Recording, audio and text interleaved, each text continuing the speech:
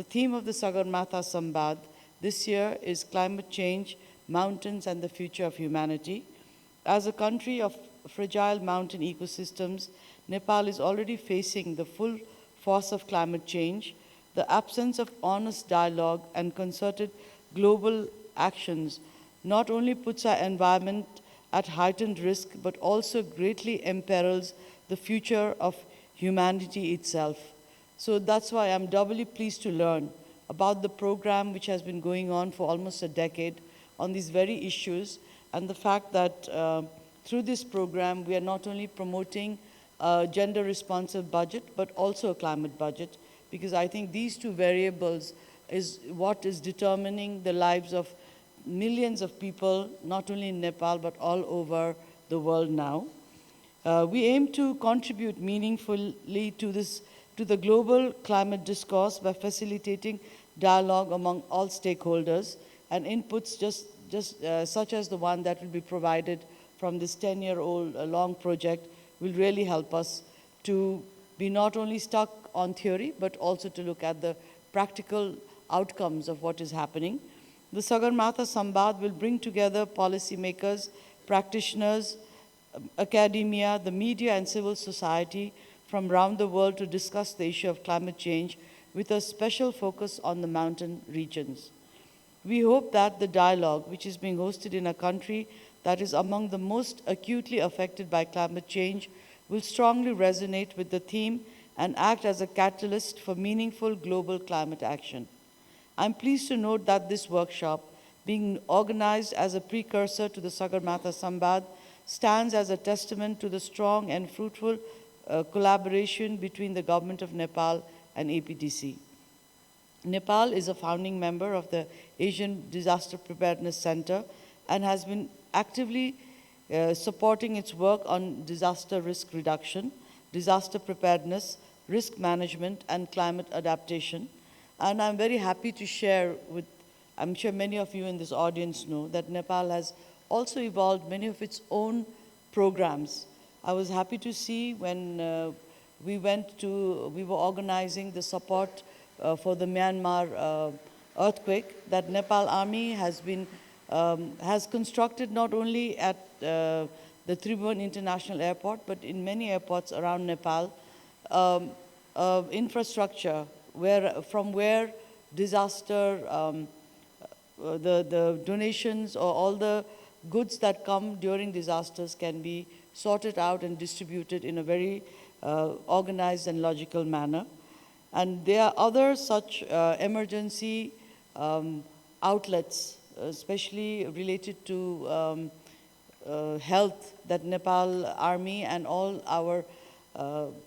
the security as well as the health professionals involved in this sector have designed, and some of that also went to Myanmar. So I'm happy to share that Nepal has been seriously working on the issue of disaster preparedness and management, and we have been sharing not only our theory, but also sharing it practically when disasters happen in other parts of the world. But I would also like to commend the Centre's focus on policy support, technology-driven solutions, and multi-stakeholder collaborations to build resilience and enhance preparedness capabilities. I'm pleased to note that ADPC is currently implementing Asian Preparedness Partnership Program and Climate Adaptation and Resilience Care for South Asia through its projects in Nepal and other countries. We hope that ADPC's programs and activities will continue to enhance disaster and climate resilience by driving innovation, fostering regional cooperation, and promoting community-based approaches to disaster mitigation and disaster risk management. Distinguished guests and participants, disaster risk management faces rising challenges as the impacts of climate change become more severe in the fragile ecosystems of mountainous regions. As a mountainous country with high disaster risk vulnerability, Nepal faces a stark predicament. The snows of the Himalayas, which not only serves as a vital reservoir of water for hundreds of millions of people, but also as a natural climate stabilizer, is melting at an alarming rate, and posing serious threats to livelihoods across countries. In recent years, Nepal has faced severe climate-induced natural disasters driven by rising temperatures, erratic rainfall patterns, and the melting of glaciers. Glacial lake outbursts and floods have caused large-scale destruction and damage, and droughts, water scarcity, and forest fires have brought untold suffering to the people across the country. Sadly, the cascading impacts of global warming and climate change far exceed our capacity and resources to manage them. That's why a workshop such as this is especially important. I think it brings to home the point that we need additional financing for the issues raised by this kind of crises, as was referred to by the Honorable Vice Chair of the National Planning Commission of Nepal. We Nepalese contribute to the health of the planet through our rivers, forests, and mountains, but instead face a heavy and disproportionate burden of climate change not of our making. The unprecedented scale of the climate risk underscores the need for immediate and sustained action from the international community and concomitant remedial action. Therefore, Nepal calls for climate justice for climate vulnerable countries like Nepal and for the low-lying island countries which are also facing an existential threat. And because such grave unfairness has to be corrected, and the time is already late, we have to start from today. The anomalous situation should be corrected urgently. Today's workshop, I believe, covers important agenda items, particularly on agriculture and policy, planning and finance sectors in the context of disaster preparedness and disaster management. Nepal's agricultural sector is highly climate sensitive as it relies heavily on seasonal rainfall patterns. Climate-induced disasters such as floods and erratic rainfalls directly affect crop yields, food systems, and rural livelihoods, among others. For countries like Nepal, it is imperative that agriculture be fully integrated and embedded into disaster preparedness and the climate resilience strategies. Sectoral insights, particularly from agriculture, must be fully incorporated into national policy and comprehensive planning frameworks. Financing sources and modalities should constitute as an integral and inbuilt component of these frameworks. Nepal's Disaster Risk Reduction and Management Act establishes a legal foundation for multi-tiered disaster governance system in alignment with Nepal's federal system. And I'm very happy to note that Mr. Bhatta is here.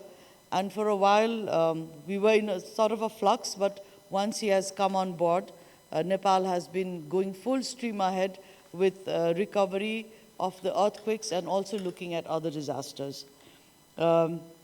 We should put in place effective governance structures to implement it effectively, and we are doing our best to do that, and fine-tune its provisions on the basis of experiences in implementing it.